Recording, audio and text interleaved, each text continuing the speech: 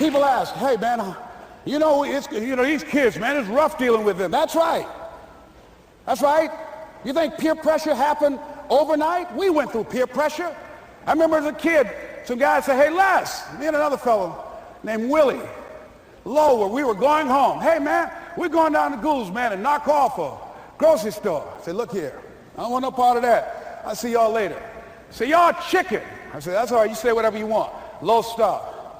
I'm not chicken, man, don't call me chicken. Then why don't you come?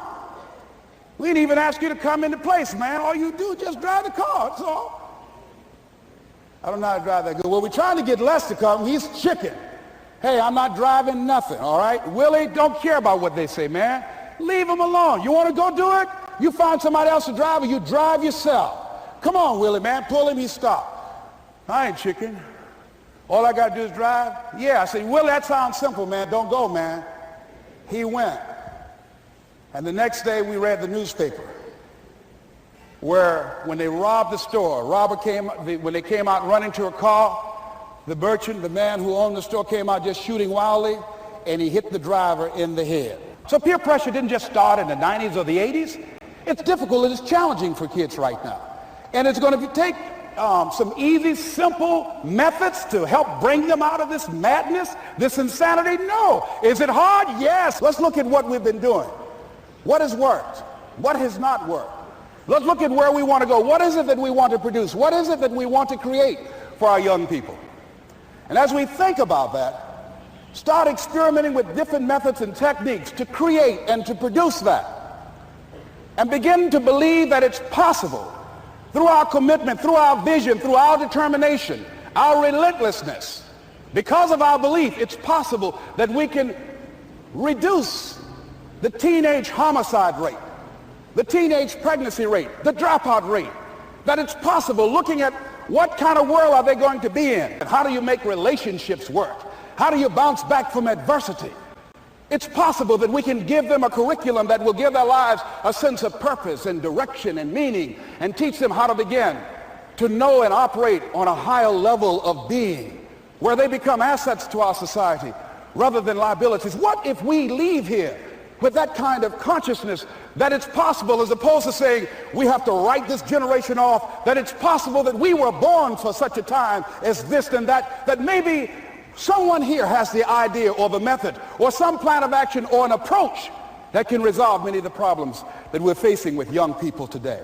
Whatever we have to do to save our children, it's worth it. And so that brings me to the final step, that it's necessary for us to begin to look at the future and know that it's possible that we can have our dream. Yes, it is.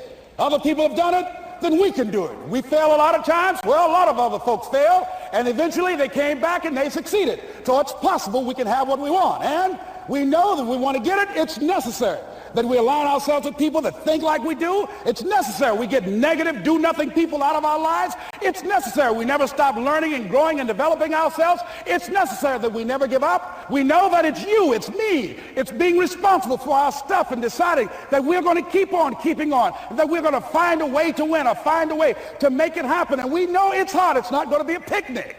Yes, it's hard, and we will do it hard. And once we do it hard and we go through it, we realize it was worth it. And once you discover it was worth it, it is done. It's done. Ladies and gentlemen, before it happens, well, here's what I'm suggesting to you. That when you're working, you have a wall to break through. Let's say a friend of mine who runs a marathon, and he says, when he's running the 26-mile marathon, he said, let's say that hypothetically, that 18th mile is the wall. He said, Les, when you get there and you're running, he says, everything in you is telling you to stop, to give up. Every muscle is aching. And you're saying to yourself, I can't do it. I can't do it. And you just keep on and you keep on and you keep on. It seems like you're moving at slow motion. And then eventually when you break through that 18-mile wall, then you know it's like done and you're on automatic and you glide on in and you know it's there. You know you're going to get to the finish line. And we've all had experiences where we were working on something and we knew it was possible And we did those things that were necessary to bring it into reality. We took the responsibility to make it happen. Other people couldn't see it. A lot of people didn't believe it. You were attacked. You were criticized. People were opposing you, but you kept on doing it. It was hard. It was rough. It was difficult. But to you, it was worth it. And eventually you got to a level, can nothing stop me now. I'm on the move. I'm on the move. Finally, I'm thinking about a friend of mine who is no longer operating on this dimension. His name was Jack Boland. He had this vision of a church that would serve various types of needs for people, their supportive needs, and helping them in recovery from drugs and alcohol and whatever addictions that they might be involved in. And he was known for bringing in different kinds of speakers. And over a year ago, he was diagnosed as having cancer, and he announced to his congregation that he's going to be taking chemotherapy and that it was a possibility that the cancer would go in remission, and he was optimistic about that. And sure enough, it did for a year. And one of the things Jack always talked about is that he wanted to have his funeral while he lived. And so he invited a few friends, Wayne Dyer and myself and a few other speakers.